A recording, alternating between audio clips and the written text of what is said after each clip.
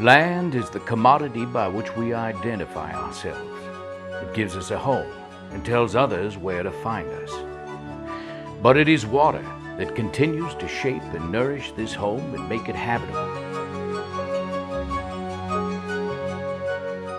Such is the timeless formula captured in the Cherokee name by which we recognize our county today, Okone, land beside the water.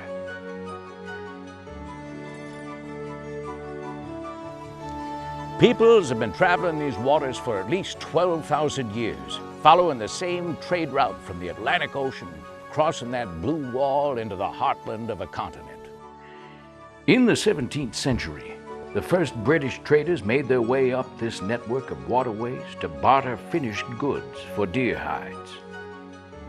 The names of creeks and streams along the way were like signposts, ticking off the miles left to reach that make-or-break rendezvous.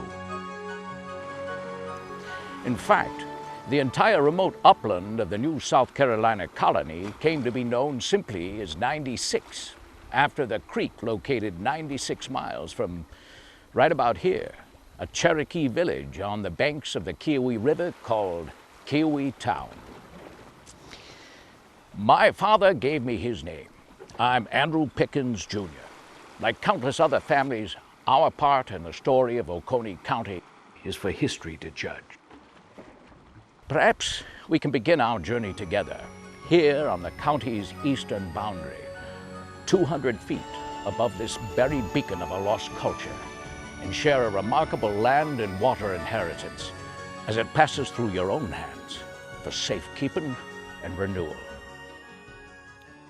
The confederation of 16th century Cherokee villages on the headwaters of the Savannah River included addresses like Okone, Seneca, Tomasi, Jocassee, and Tugalo. Men hunted while women cultivated vast fields of corn and raised orchards of apples, peaches, and plums in the rich bottomlands. By the middle of the 18th century, uprooted British settlers, Scotch-Irish Presbyterians, including my teenage namesake, were pressing into the region. In 1753, the government of South Carolina constructed Fort Prince George across the river from Kiowa Town to encourage the dwindling Cherokee population to continue the trade that had become vital to both parties. Upstate settlers and Indians alike were caught in the ever-shifting alliances among the competing French and English, as well as colonial and native factions. Siding with the British during the American Revolution, the doomed Cherokee fled rather than oppose the destruction of their remaining towns. My father, by then a family man as well as an officer in the militia, led the last campaign against the local Indians in 1782. 3 years later, under this treaty oak on the east bank of the Seneca River, General Pickens and those who had been his farmer neighbors, as well as trading partners for more than a generation, signed a document giving up the Cherokee Nation's claim to the surrounding land. Officially removed forever, beyond a boundary that ran across the top of Oconee Mountain, many Cherokee families chose to stay on in these hills. They and their descendants lived alongside arriving settlers, including runaway slaves who sought freedom on land beyond the jurisdiction of their plantation owners. Hopewell, my father's farm up the hill from the treaty site, became my boyhood home, as well as the birthplace of my own children. The tiny old stone church cemetery there is the last resting place for both Andrew Pickens. In 1792, my father ordered Oconee Station constructed here on South Carolina's western frontier to protect against possible Indian attacks. The county's last military outpost, it also served for a brief time to keep settlers off the last remaining parcel of Cherokee land in the state. In 1795, the fort, along with other outbuildings, became a trading post run by the man who built this fine home. It was a short-lived last hurrah for the ancient trade route over the Blue Ridge Mountains that once made Kiowa Town a trading mecca. In years to come, the two places were converted into a stagecoach stop and post office. Small grist mills like this one sprang up on the upland creeks wherever farmers settled to raise corn or other crops like apples on the same land cleared by the Cherokee. Looks like it wouldn't take much to get this one back in business. West Union was one of the earliest hamlets to spring up in this area. Popular Baptist minister named it after one of the temperance groups he organized. Unfortunately, his neighbors didn't always take the message to heart, and over the next century, many locals made their living selling moonshine. That same Baptist minister sold 12,000 acres nearby to a German immigrant association in Charleston, who founded Oconee's future county seat. By 1850, Walhalla, a fabled last resting place in Norse mythology, became a peaceful reality far from the warring politics of Central Europe. By the middle of the 19th century, it was water converted into steam that transported home seekers inland. The Blue Ridge Railroad followed the old trading corridor up from the coast. As it edged closer, the towns it touched prospered, with new addresses separating them by hours rather than days. Seneca City proved a big winner. Foresighted speculators laid out town lots in 1873 around not one but two railroads, the existing Blue Ridge and its intersection with the proposed airline linking Richmond to Atlanta. Westminster also grew up with the coming of the airline railroad. There were losers, too. More than $1 million was spent in the 1850s on the most difficult engineering feat yet attempted in the state, building the final leg of track along the old trading route over the mountains, clear up into Tennessee. Tunneltown, a shanty village with its own cemetery and Catholic church, sprung up on these slopes during the 5 years 3 nearby railroad tunnels were under round-the-clock construction. When the money ran out and the work stopped, the town disappeared. Local descendants of the hundreds of Irish laborers were left to admire a sobering monument to human ambition. This tunnel, blasted through 4,000 feet of blue granite into Stump House Mountain using only hand drills and black powder, came to a dead end in darkness. More than topography and empty pockets, it turned out, had intervened as the new decade got underway to halt the whistle of the Iron Horse, a mile short of Walhalla. Going off to war against the British in 1812 seemed the natural thing to do. I came back to serve in peacetime as the state's 15th governor. My own son, Francis Pickens, faced a tougher decision as governor in 1860. South Carolina's dispute with the federal government led to its secession from the Union. When Charleston's Fort Sumter was fired on,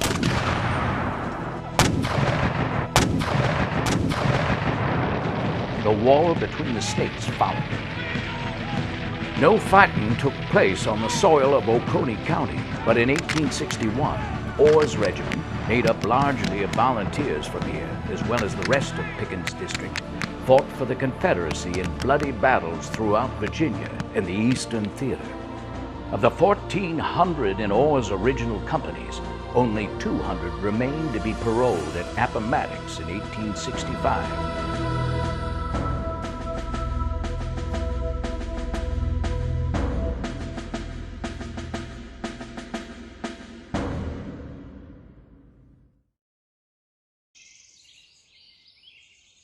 When this Lutheran church was built, the minister unexpectedly left Walhalla, and the Catholic priest from Tunneltown was invited to preach the first sermon here.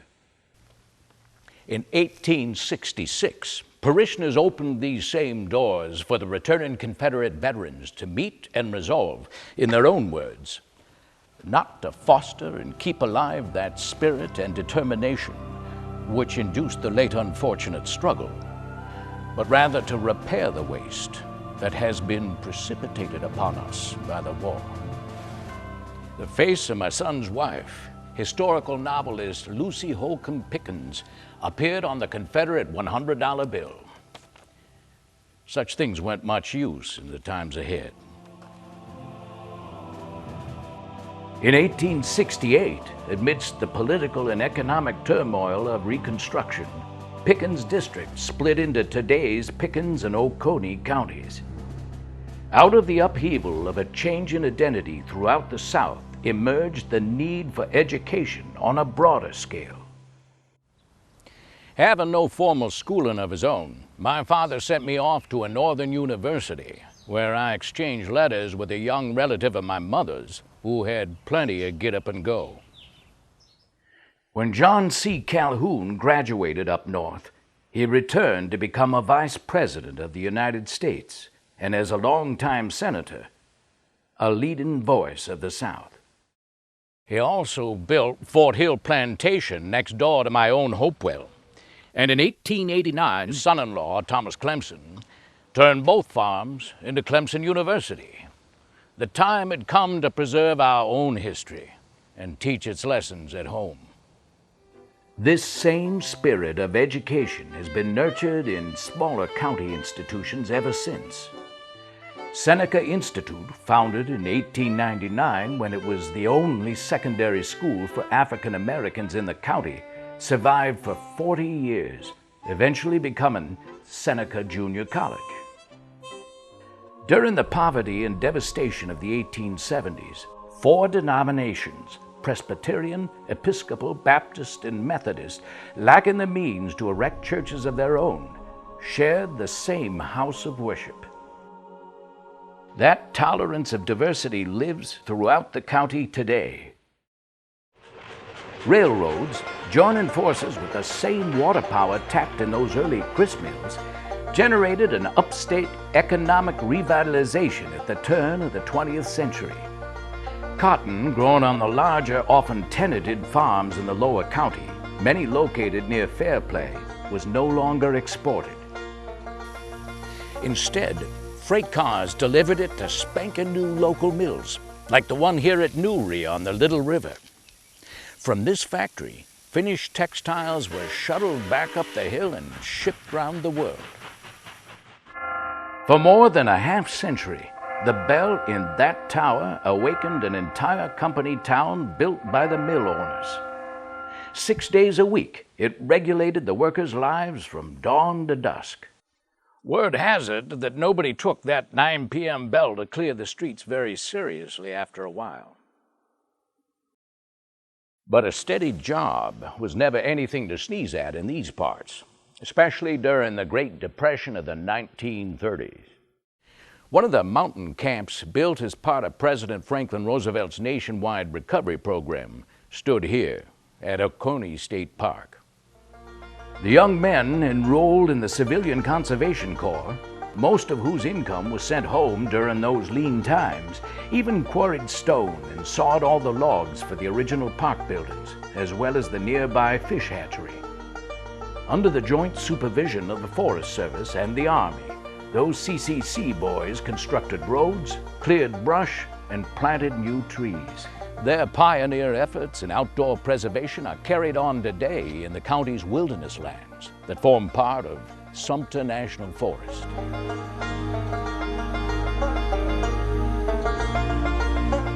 No, these aren't the same trees that forested the mountains in my own day.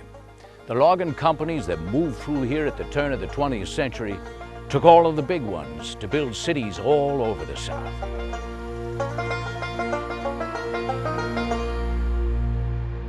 I here seated myself on the moss-clad rocks under the shade of spreading trees and floriferous fragrant shrubs in full view of the Cascades, a high perpendicular steep of rocks from whence these delightful waters are hurried down with irresistible rapidity.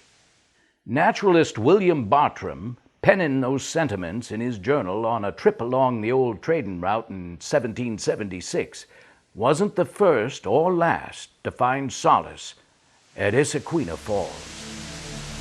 From the Cherokee on down, this natural wonder, as well as more than 30 others in the vicinity like it, has attracted families and nature-loving admirers. There's no place like it in America. When land developers threatened to take this spot away from the public, local Cherokee descendants were among people from across the nation who came forward to save it. They celebrated their victory together with a picnic right up on top there. By the middle of the 20th century, cotton farming in the region had declined, and before long, the textile mills too began to struggle in an expanding global marketplace that eventually idled many apple orchards as well.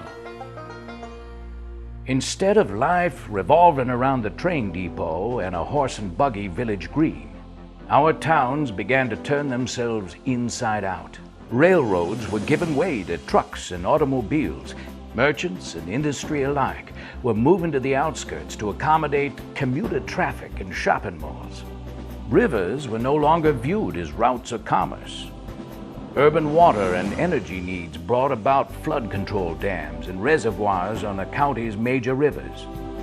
By the mid-1960s, the Army Corps of Engineers had turned most of the Tougaloo River along the Georgia border into Lake Hartwell, the largest freshwater lake in the Southeast. Over the next decade, Duke Energy built 3 major dams on the Kiowee River to produce hydroelectric power and cool a triple-reactor nuclear generating station.